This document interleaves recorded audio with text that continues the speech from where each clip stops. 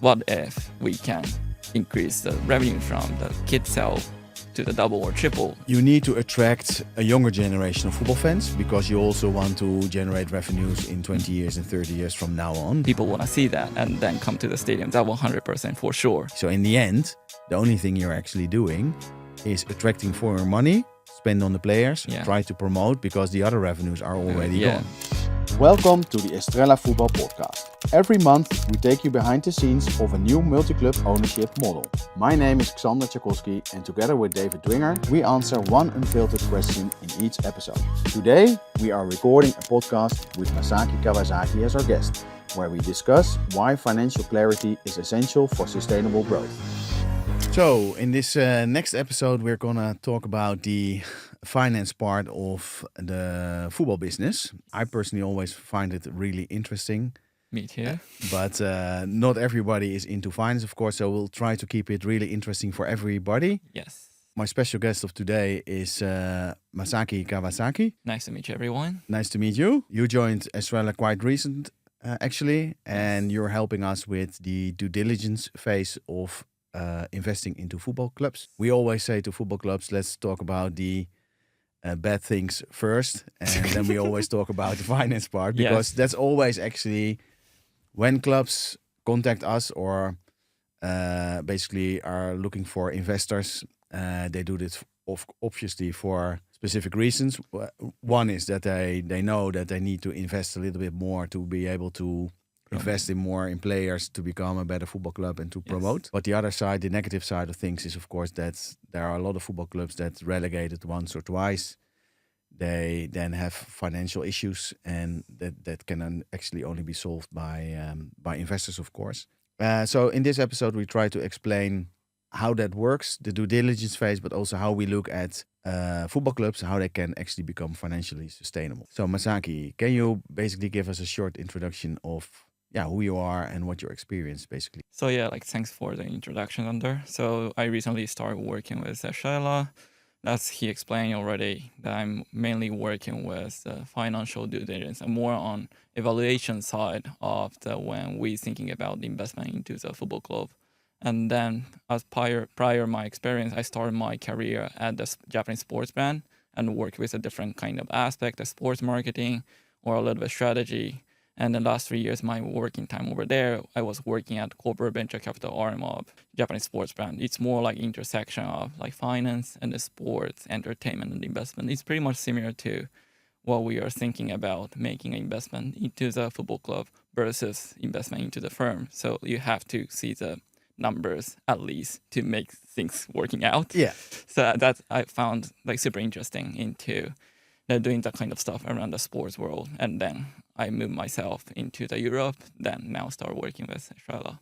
What I always notice in the football industry actually is that a lot of the football clubs spend too much on the player wages, and then basically they don't have enough revenues to basically cover these costs, so they have a negative operational result. So that basically means that the income is lower than the cost they make, the investments that they make. And then typically in football, they expect that they will sell a lot of players. And by selling these players, they will cover the financial issues that they actually have. And often they don't succeed in that. So what is your experience actually in that matter? Is that basically similar? So trying to zoom into from the big picture to the narrow down into the football.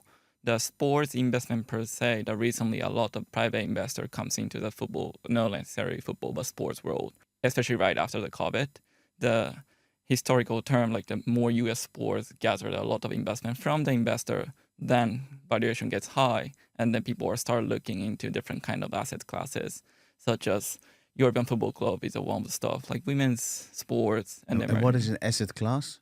The alternative is a kind of try to keep it high level, but that's they see as a trophy asset first thing first. It's most of the people who love sports. Yeah, they just want to own a football club. Own the football club. Yeah. It's like a part of similar sense of try to collect some art product or something like that. That's some part of show off historically being observable into that kind of asset classes. But that recently, especially right after the COVID, like a lot of private equity that formed a sports fund, and then they look into it, like if that business is like actually sustainable or not, and that kind of trend comes into that to the like the U.S. sports and then the European Football Club as well. So that's the like big picture how I see the observable like from the But historical. if you just want to own a football club and you actually don't really care, you have enough money, do they then also do a proper due diligence, or how does it work? In the back in time, like if you have infinite amount of money you can inject into the football club, maybe you not necessarily do the due diligence. But the biggest difference between US sports versus the European Football Club is there's a hierarchical, like if you play badly in the season, you have to go to the second division or it could third division in the back and back. So that could hugely negatively affect on the finance side. Yeah, and for then, sure, because you lose the TV revenues. So Yes. basically, your revenues decrease, and you then relegate, or at least actually you have already been relegated. Yes. So you lose the TV revenue. So you lose actually revenues, and then Match day revenue, that people are not coming down to the cheer the team, and then Yeah. that ticketing revenue goes down. Then concession revenue goes down, kit revenue goes down. So it could be like negative. yeah, and then it's becoming a really expensive hobby, right? Yes. Yeah. Totally true. And then the flip side of that is Wrexham United, like that super successful story, but like people start like joining into this kind of journey, dreaming that we can climb that kind of ladder in the fastest way. So every season that they're gonna climb up like one season, and then add it up. Okay, if you try to keep the same level of the squad, one league above, you have to spend more player. Yeah. Spend money, some more money. Yeah, on once the you player. promote, it becomes more expensive Yeah. because then you also need to have more expensive players, so the player wages rise, so the costs rise actually. So like you can justify that kind of logic if you promote it. But how can you make sure that a football club actually becomes financially sustainable? So how does that work with the income and the costs? So speaking about the revenue, the club may have it, like the mainly coming from, you already mentioned like TV rights or that kind of, that's irrelevant from, somewhat relevant, but basically irrelevant from the on the pitch performance. But like when it comes to like player trading or that kind of stuff, you cannot control or the forecast until it happens. So mainly you have to separate these two buckets out, and then to make like financially sustainable, you have to keep the club operating mainly coming from revenue, not from the player trading. But it's a chicken and egg story, you know. Yes. So they want to spend, of course, they want to have the best players, so Yes. they spend a lot of money on it. But on the other side, you also need to have the revenues to be able to spend it. Yes. So there's actually, I'm not totally agree with the performance on the pitch is not really relevant, because I personally think that if you play really attractive football and you win, for example, with 5 against 4, or even you lose against 5 against 4, then still you need to show 9 goals on television. yeah. So the exposure for your sponsor will increase, and then you have a really nice conversation at the end of each season, because you can tell your sponsor, because okay, you've sponsored this position on the shirt, you paid like 200K for it, but the media value of this position is actually worth more. So shall we upgrade the contract? And that's how you can basically generate revenue. So I personally also think that playing really attractive football helps you in increasing sponsoring revenues. And playing really attractive football doesn't automatically mean that you will also promote or win. Obviously, you will win more, but it can also be, of course, quite risky, and you won't promote. So yeah, I totally agree with your point. Like that, I was trying to say like it's like not 100% controllable regarding how many fans comes over here. No, like definitely that's going to be a huge contribution factor. Yeah. Playing the super attractive football, let's say attacking football, people want to see that and then come to the stadium. That 100% for sure. Yeah. And then when it comes to like super number-wise snapshot of the certain points in the middle of the season, like several revenue are controllable and several revenue are uncontrollable. Yeah. So that was what I'm trying to say. But yeah. Yeah, we always say if we are talking to clubs, we always say that you need to attract a younger generation of football fans, because you also want to generate revenues in 20 years and 30 years from now on. So you really need to attract a new generation of football. They watch football differently. So they watch it on their smartphones and on their tablets, etc., etc. So they don't watch linear TV anymore, actually. So we always explain, okay, you need to adapt. That's the first thing that you can control, because you can, of course, reposition yourself more like a brand so that it attracts a younger generation and they come back to the stadium. Yes. But then if they are in the stadium, because the good thing is that the youth still wants to visit live events, so they still want to come. But then, of course, they also want to have a nice evening, Yeah. and that comes with the football. Yes. So the football needs also to be really fun to watch. Yeah. It needs to be attractive. And that's also why I think that it makes no sense to play really defensive, because it can bring you a result. Yes. But in the end, it doesn't bring you the media value. It doesn't bring you fun for your supporters, because the evening is not really nice. So I always think that it starts with knowing who you are, playing really attractive football, and making sure that the local young generation feels attracted again to the brand. They come back to the stadium, they buy the season tickets, they buy the merchandise, and then you start generating good revenue. cycle. So that's the first thing I think that a club needs to do to create a turnaround and to become financially sustainable. Of course. Also, like once you start like attacking football, in historical term, like the attacking player values like more than like defensive player in the transfer revenue wise sometimes. Yeah. That's actually also true. Yeah. Because if you play really attractive football, then the value of each individual player also increases. So in the end of the season, you will also be more likely to sell the players, which indeed covers the debt that you basically generated during the season. So that's really interesting. Yeah. But how can you basically, from a finance perspective, find the right balance? How do you do that? Because it's really difficult. So yeah, like there is several like red flags that you should not like surpass through. But like as long as you secure the kind of like safeguard around the kind of financial, it's totally depends on like decision making, how much you want to go a little bit more aggressive, taking a risk to. Is that, for example, the player wage ratio? So the money that you spend of every euro you earn. What we say in the Netherlands, it's about 70%. So 70% we have determined that that's quite healthy, but there are also clubs, like we said in the other episode, that spend like euro 30 on every euro they earn, and that's not healthy, of course. So what's the red flag for you? Totally depends on like which like league you're playing on. Like when it comes to English Premier League or the Championship, like risk taking are super high. Like the most of the Championship club like paying the more than like 100% of the revenue for the player salary. And then only from the financial perspective, like I would say it's a little bit like unsustainable, but the risk rewarding is super high. So in that case, if you are okay with that risk, can go with it. Like that's one kind of thing, but unnecessarily like go over like 90% or like 100%. It's totally like red flag. Yeah, that's what I would say. And what are other red flags in the budget of football clubs? Different kind of stuff, but like sometimes those kind of like clauses are like revealed in the hindsight, but like the previous contract with like player transfer, that kind of stuff could be buried down into the different kind of contract, and at some middle of the season, that kind of the deficit comes out, and then that kind of screwed up different kind of like planning. That could be it's hard to see it from the outside, but that's definitely one red flag. Like that kind of compliance issue could be the kill the whole the game. To stay in the game, you have to be complying with. You cannot be delayed for the payment for the salary. Let's say that could be deduct for the point for the league, the competition of the league, and the 4 points or 3 points, whatever, and that could result in the relegations. That could be the trigger, and we observe that kind of example so many clubs in so many leagues.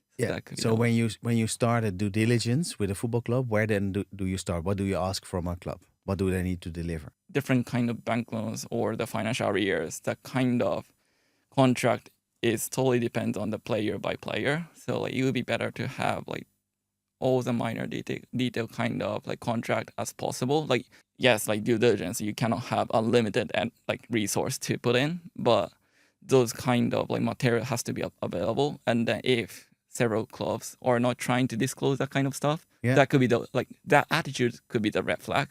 Something shady is over there. Yeah. So that kind of like communication itself could be the one of the due diligence, like to make it sure, build a trust, or you can trust that kind of club or those who are running the club. My experience so far is actually that there are clubs that are delivering budgets that are really crappy.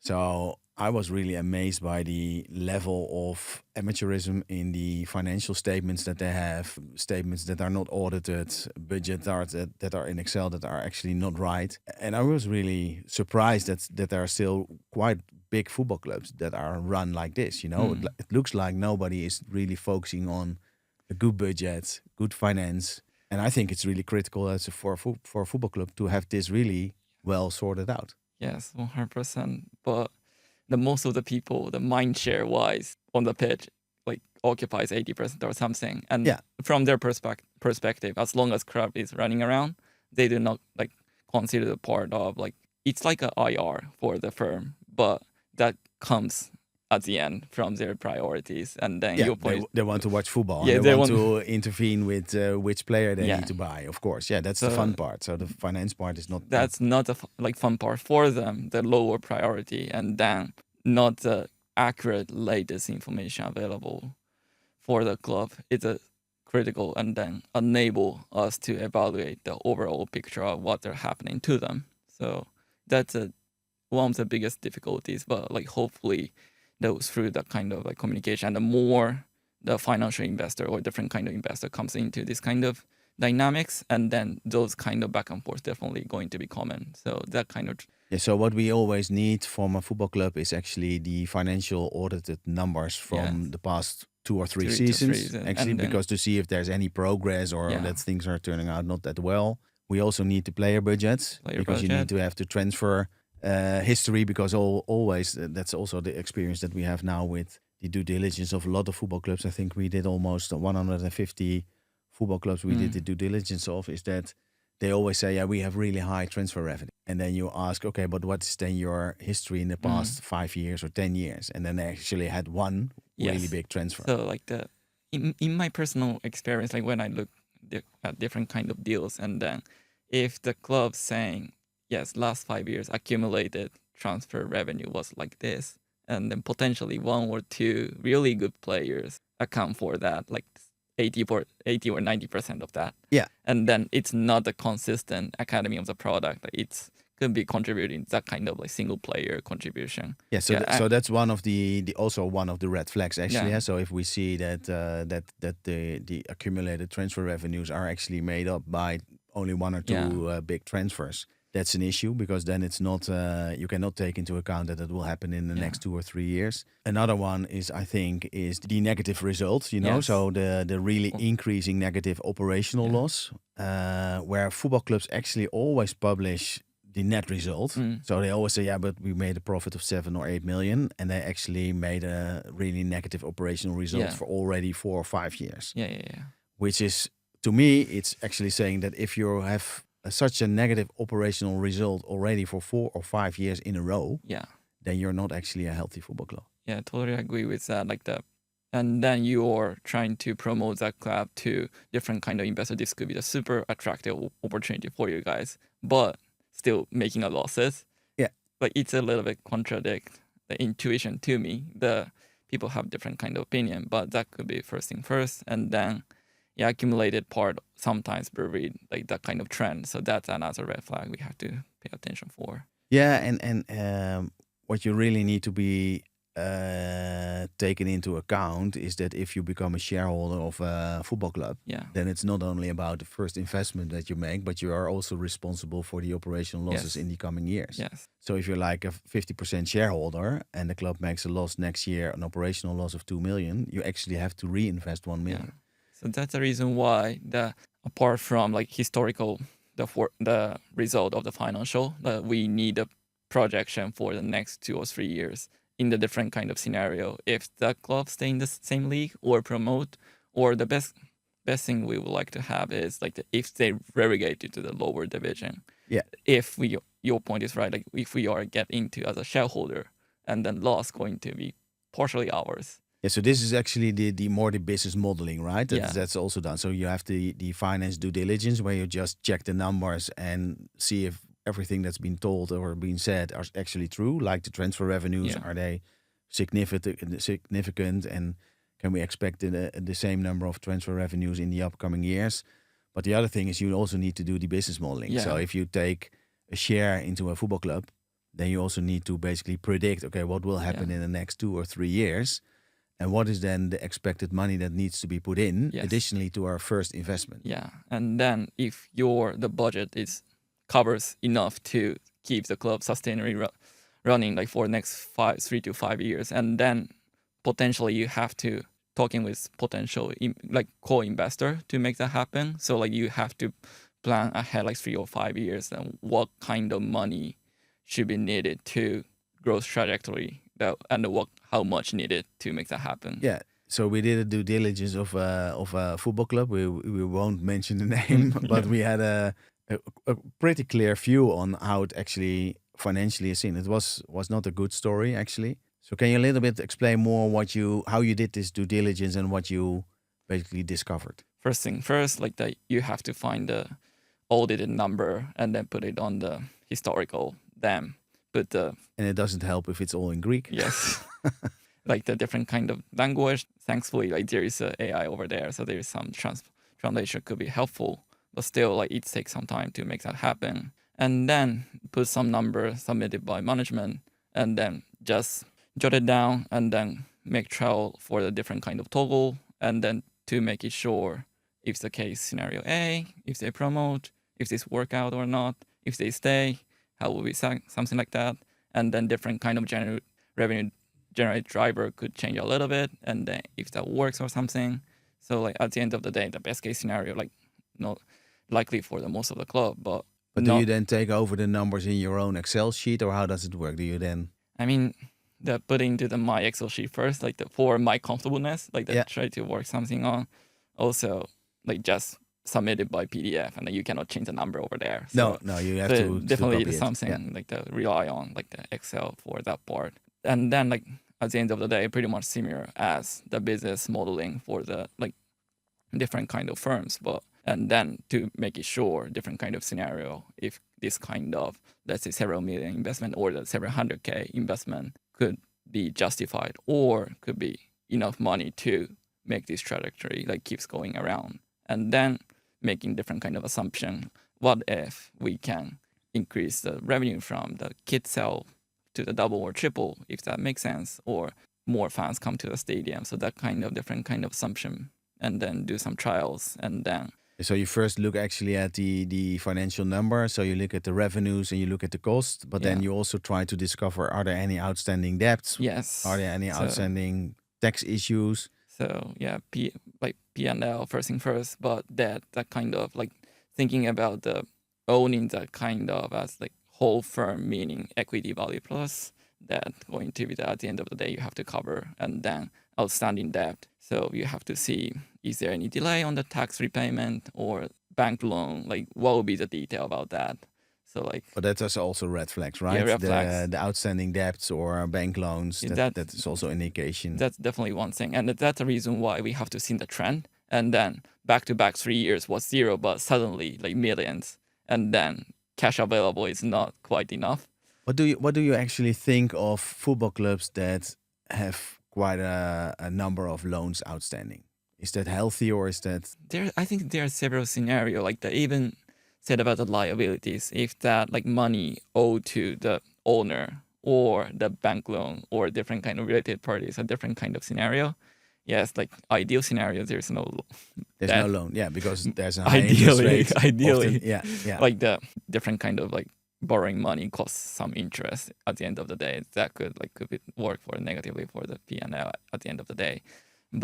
And then if in the case of related parties to the ownership, and then different kind of like country, different kind of rules for the law firm, but it could be some compliance issue for some case, like just keep injecting money through that, like through the sponsorship or through the like the loans shape of that. But that could be the one red flag. I need to do the deep dive at least. I would not say this is a super dangerous or something, but at least some red flag to get some like expert advice from the tax advisor or the legal people. So the advice could be, okay, it's not healthy right now, but if you decrease the number of wage or the wages of the players, then you can actually become healthy. And what does healthy actually mean? And because I think it's for a football club, it's really difficult to do player development where you have a huge youth academy actually, and it costs a lot of money, but it doesn't drive any money yet because the player still needs to basically play in the first team.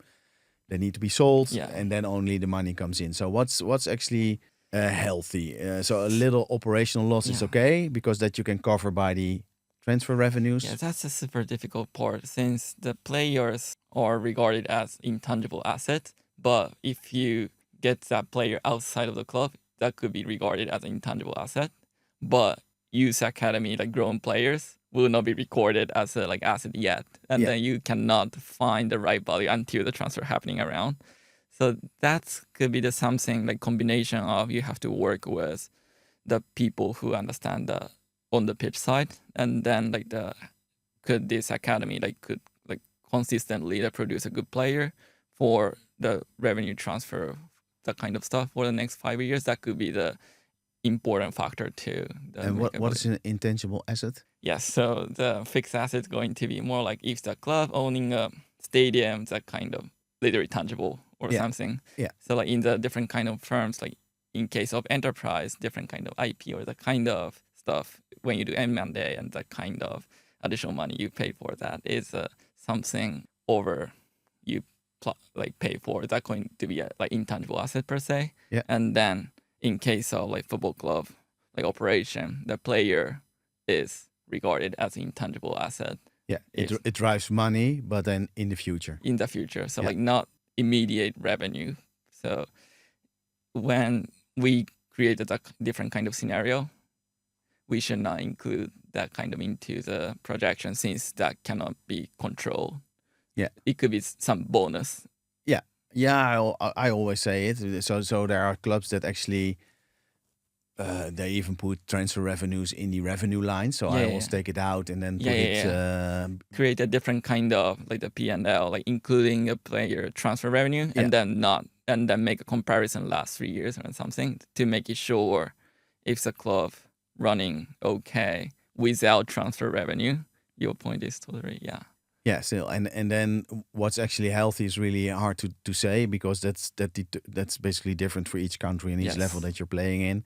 I think a small operational loss is always okay, specifically if you already had some transfer revenues in the past, so you can make it up. What is financially sustainable? What is the another capital raise from different kind of investor is in case of the scenario is prerequisite. That's not financially sustainable. Like you keep making your losses a lot, like several million each year. Yeah, then your liquidity goes down. Yeah, goes down. And at the end of the day, like let's say if you owning the 50% of the club, but another like 3 years later, you go to another investor to inject some money, and then your portion going to be diluted. So in that case, it's not financially sustainable. No.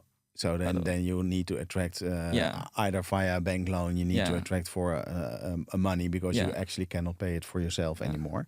Interesting. And if you go to a valuation, how do you valuate a football club? Because it's sometimes it's really strange. You know, it's like when you have a shop and you sell merchandise, then you cannot say to a potential buyer, okay, I have this shop, people in my shop, so I don't sell anything actually, and I make a lot of loss because I always need to buy all the stuff that I want to have in my shop. But still, the shop has a valuation of like 2 million. Yeah, this is actually what happens in the football industry quite a lot. You know, they valuate themselves like really high, but how can you determine a good valuation of a football club? I came across different kind of cases.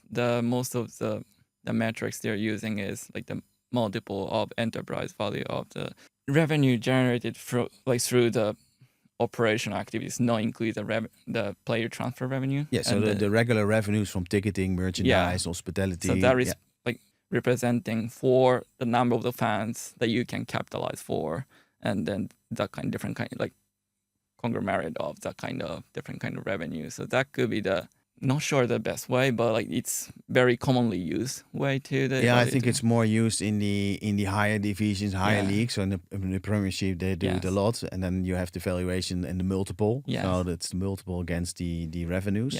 But for the smaller clubs, I think if you have 1 million in revenues, you can of course think of a multiple of 10, but it's not really realistic.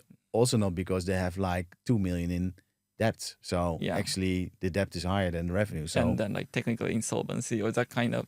So it's if we apply like same logic as we do for the like normal enterprise, you cannot evaluate that like football club since it's nothing. Like the liability is bigger than yeah, so basically the valuation is zero. is zero. But there are a little bit similarity between like the valuation between startup and then football club in the lower division. Yeah. Like at the end of the day, like most of the club try to climb the ladder to the like second or first division, and that day they will have a multiple only cost having and then not revenue generating. And then if you apply the same multiple logic, technically zero, but still the investors find some valuation for that. And Yeah, of then, course. So they basically evaluate it on potential revenues Yes. and future revenues. Yeah, that could be a case. And what do you think of the Markham valuation method that takes into account also the player score, Yeah. the brand potential? Isn't that a better valuation method than just the revenue multiple? think so. Like that at least incorporate into different kind of like factors, the aspect that football having compared to different kind of enterprises. So yeah, try to capture like how huge brand values they have. That's a definitely factor. Like if they climb up the ladder for the like upper division and they're gonna have bigger valuation, the more global fan or audience to capitalize from like through the merchandise. So that could be the definitely good way to compare to just pure multiple. Yeah, so I personally think that because of the youth following more brands than football clubs, so the brand perspective is really important. Yeah. So if I would be an investor, then I would evaluate a club that has a brand potential way higher than a club that only has basically a sportive Yeah. future. Yeah. Did you ever walk away from a football club that you did the due diligence on the finance due diligence? Yes. Quite a lot. Yeah. Yes. I think like most of the investor or those who already running the like football club like came across different kind of opportunities and then like work away for the several reasons, like potentially like did not have a good synergy with the like current owner or because of like during the due diligence one like side of the party did not find it sustainable or not attractive like versus the valuation they having. And how do you then basically write your advice? So if you've done the finance due diligence, what do you then basically what could be your conclusion? At the end of the day, like the financial due diligence, it's one part of like evaluation of the club, and then you have to take into account brand perspective or like, on the pitch quality or thing like that. But if you screw over the financial side, this could be the end of the game. You cannot keep competing on the same league level, or you can restart from the lower division. So it's more like defensive rather If than you go bankrupt, then you need to start in the lowest division. yes. Yeah. So I think that's the main point of like financial due diligence, like try not to be involved with the bankruptcy. So like they try to find the left flag could be result in the like bankruptcy or could trigger the delay of the payment to the like players or the kind of something breaks the rule from the federation. So that to make it sure, keep club playing that competition safely. So that's one of the most critical part of the financial due diligence, I think. Yeah. So and there are different models. Yeah. So we've seen typically vertical MCOs that put a lot of money into the clubs, and then the fans often think, okay, this is really a nice guy because he invests like 7 million a year into my club. Yeah. But what they actually do, and what a lot of people don't understand, is that they put the money into the club, but it is actually a loan with a high interest rate. And if you do that like 3 years in a row, times 5 million per year is 50 million in the end, with an interest rate of like 12%. Yeah, it could cost a lot. And personally, I think then you're basically ruining a football club. So yeah, like from their point, investor side, they would say, yeah, like we are like renting some money that keep running around. But from the club perspective, your point is totally right. Like it could be negatively working for the club, like financial balance sheet or different kind of like aspect. And yeah, but if promotion is not achieved, and you still put in money, and it's not put in like a gift, but it's a loan, and then they have to. It's like umbrella, like the and then the investor leaves, and then the club is stuck with a loan, and we've seen it with Vitesse in the Netherlands. What then happens? It can be really turn out negatively for a club. And what do you think that there are also, of course, investors that say, okay, I just want to spend a lot of money on these players because I want to achieve something on the sportive side of things. So I want to win the cup, or I want to get on the highest position as ever. And in the end of the season, they come short like 3, 4, 5 million, and then this investor says, "Okay, give me the bill, I will pay it," and that's it. If an investor does that for a couple of years, do you think that it's really healthy and helping the football club? It's really difficult. Like, first thing first, like I would say, if you have that kind of investor, the football club is super lucky. Yeah, it's Since lucky. like Yeah, in for the sure. most of the case, like if you're insured 3 million, you have to go through the different kind of stakeholders to fill in the kind of 3 or 4 million. But from the club like long term perspective, like getting used to that kind of situation is not good for them in the long term. Yeah, because you get used to it that you can and spend more than your they're income okay with actually like is. several million losses like by doing that kind of player trading every single year. And then if they do not make the promotion, whatever the result they're aiming for, it's not. I personally think that we should have stricter rules and regulations. These kind of investments in football clubs shouldn't actually happen, because you will become really addicted to this investment every year. But once the investor is gone, because basically he could also die, then you're so used to these investments every year, so that you basically don't develop new revenue streams. You're not critical on what you spend. So I personally think that the local FAs of each and every country should really get strict rules and regulations about it. Do you agree with that or not?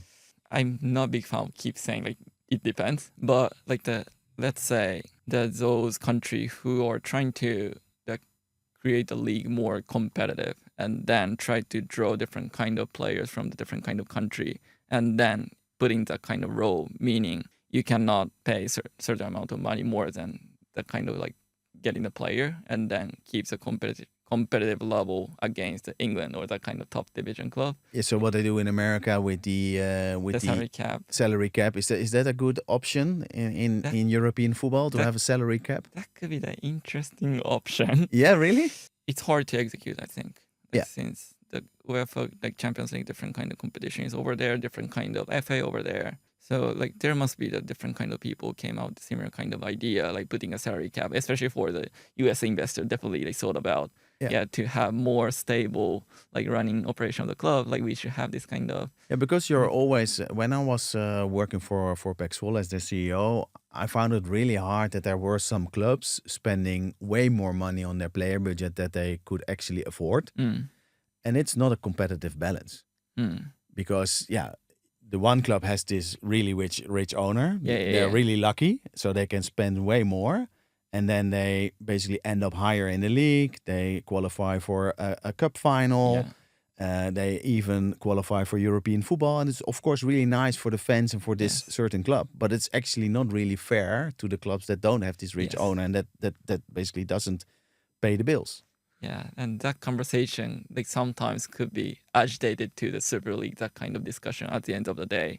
Like if you can afford 10 million players, like each position of the club versus very local club, and then keep playing each other, like is that like competitive advantage is fair or not? That could be the one thing.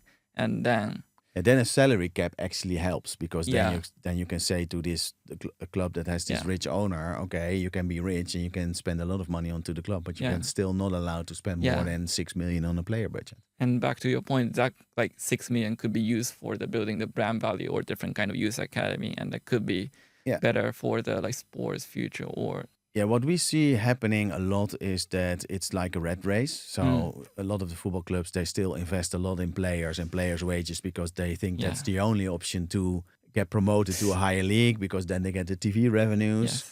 And they forget to spend money on the facilities. So the facilities are really outdated. The pitches are really old. And actually in Italy, a lot of the stadiums are that old that they are actually not safe. So then you have a stadium where actually are 15,000 seats, but you can actually let 4,000 people into the stadium, and that decreases, of course, the money that you can receive from selling tickets or selling hospitality. So in the end, the only thing you're actually doing is attracting foreign money, spend on the players, try to promote, because the other revenues are already gone, and that's really difficult, of course.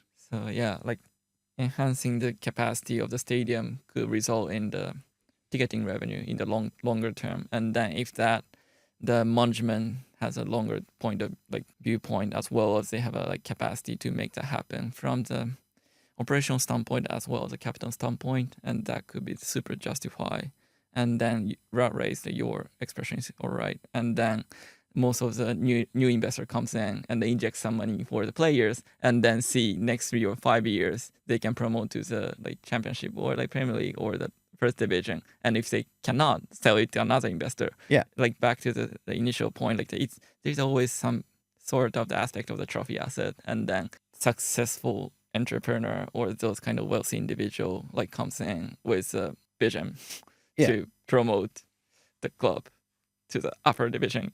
And then that kind of always, I would not say infinite, but keep that kind of loop all the time is what's happening right now in the second or third division of the top league. What I see, the trend. Yeah, and the good thing of this is obviously that if the club is in financial trouble, then it becomes interesting to us to invest because they need the money, of course. So there's also a positive side around this. We founded the horizontal multi-club ownership model, where we actually not only help the clubs reinvent themselves by repositioning the brand or reposition themselves more as a brand, as a lifestyle or entertainment brand, because that attracts a younger, new generation of fans. But we also try to help them to become financially more sustainable. We always say, okay, if you generate more revenues and if you do everything off the pitch really right, then in the end you will also become better on the pitch. Yeah. Do you think that is a right assumption, or? I think a right assumption, and I hope that's a right assumption, and then that's the reason why the Estrella is working towards that way through the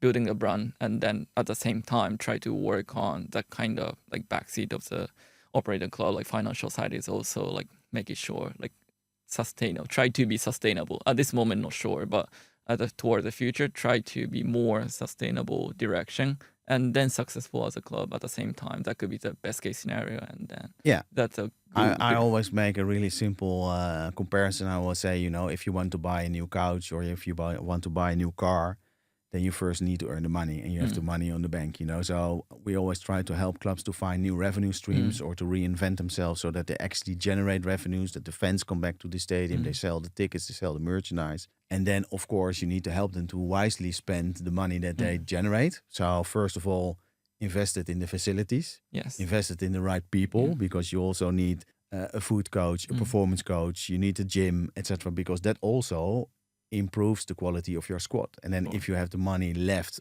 on the bank, okay, then invest it in the player squad. Yeah. Because to me, it's also like a short-term tactic, not a strategy. So if you're in midway in the season and you have a team that doesn't score enough goals, so relegation is really close, okay, then you can look at your bank account and say, okay, we still have this 1 million on the bank, so let's buy a new striker.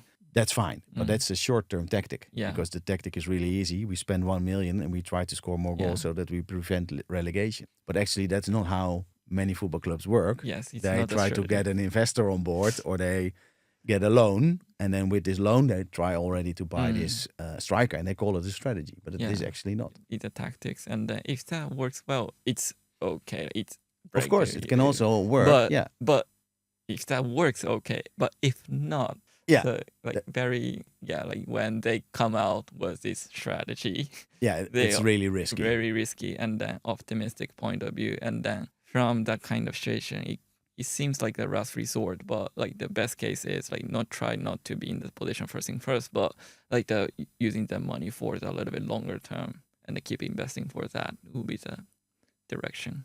What is the thing that you liked most about the horizontal multi-club ownership model? Keep the club identity and autonomy that remain on the club is the first thing I pretty much love about like this horizontal model.